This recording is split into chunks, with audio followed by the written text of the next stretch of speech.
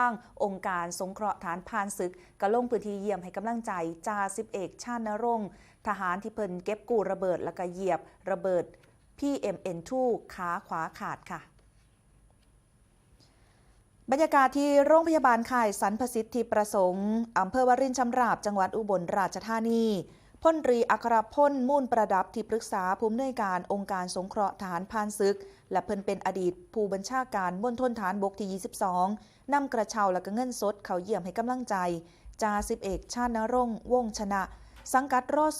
2002หน่วยปฏิบัติการทุนระเบิดด้านมนุษยธรรมศูนย์ปฏิบัติการทุนระเบิดแห่งชาติด้านจ่าสิบเอกชาญณรงค์นะคะเพิ่นได้รับบาดเจ็บจากการเหยียบกับระเบิดPMN2 ขณะปฏิบัติหน้าที่บริเวณโอปกาสแนนะคะใกล้ช่องอันมาอำเภอน้ำยืนจังหวัดอุบลราชธานีเมื่อช่วงเช้าของวันที่17สิงหาคมที่ผ่านมาส่งผลให้ขาขวาท่อนล่างขาดและก็มือขวาของเพิ่นกระถึกสะเก็ดระเบิดได้รับบาดเจ็บแพทย์ทำการรักษาโดยการผ่าตัดตกแต่งบาดแผล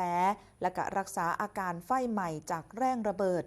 ก่อนนำโตเขาพักฟื้นโดยคาดว่าสิใส่เวลาประมาณ2อาทิตย์ขณะนี้อาการโดยร่วมดีขึ้นค่ะเพิ่นสามารถเว้าจาได้และก็มีกำลังใจดีแต่ก็ยังมีอาการเจ็บบริเวณบาดแผลอยู่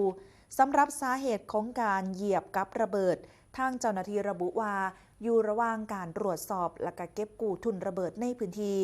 ซึ่งเหตุการณ์ดังกล่าวค่ะกระสะท้อนถึงความเสี่ยงของเจ้าหน้าที่ที่ปฏิบัติภารกิจเก็บกู้ทุนระเบิดตามแนวชายแดนนั่นเองเพิ่น